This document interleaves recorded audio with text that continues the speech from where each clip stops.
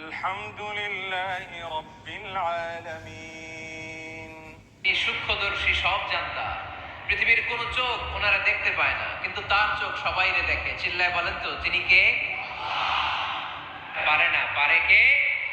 আওয়াজ করে বলেন, আল্লাহ কি আমাদের কাছে না দূরে? আমার বাবা মা আমার যত কাছে, তার চাইতো আমার বেশি কাছের কে?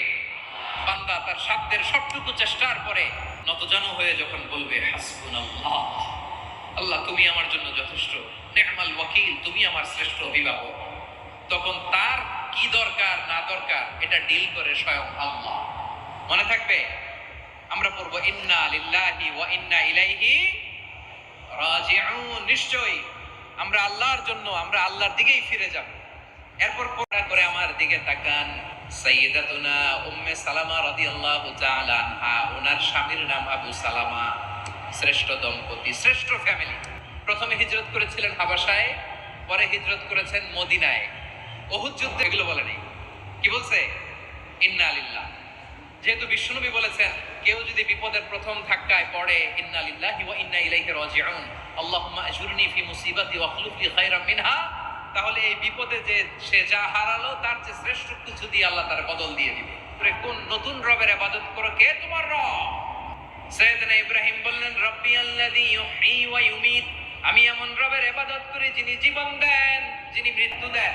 নমরুদ বলে, তুই নাকি? অর্ডার করলো, একটাকে এখনই শিরোচ্ছেদ, হেড অফ, ডেথ পেনাল্টি, মৃত্যুদণ্ড দেয়া হলো, ফিনকি দিয়ে রক্ত বের। নমরুদ বলে, দেখো দুজনকে ধরে আনলাম, একজন কয়েদিকে দিলাম ডেথ পেনাল্টি, মৃত্যুদণ্ড, ওরে মৃত্যু দিলাম, আরেকজন যে দাঁড়িয়ে আছে চাইলে ওরেও আমি মৃত্যুদণ্ড দিতে পারি, কিন্তু না, ওরে আমি দিব না, ওরে আমি বাঁচাইয়া দিলাম।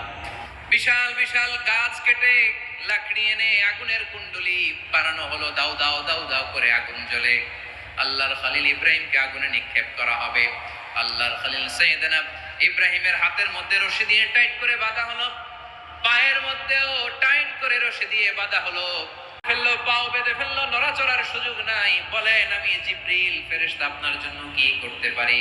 আল্লাহর খলিল ইব্রাহিম বলেন, ও জিবরাইল, তোমার কাছে আমার কোনো চাওয়া পাওয়া নাই। সুবহানাল্লাহ বলেন। হাসবুনাল্লাহু ওয়া নি'মাল ওয়াকিল। হাসবুনাল্লাহু ওয়া নি'মাল ওয়াকিল, আমার জন্য আল্লাহই যথেষ্ট।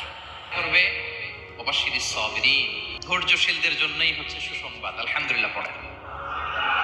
পুরো পৃথিবীটা একটা পরীক্ষা ক্ষেত্র, কিন্তু কারো প্রশ্নপত্রের সাথে কারো প্রশ্নপত্রের কোনো মিল নেই।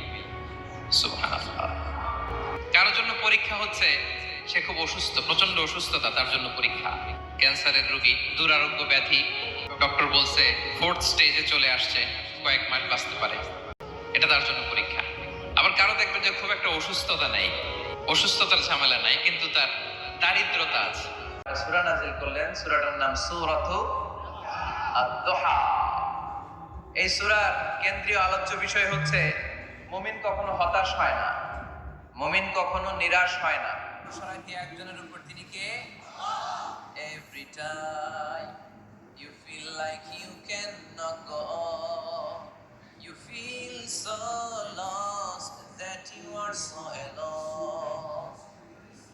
Don't despair and never lose hope, 'cause Allah is always by your side, inshallah. Inshallah.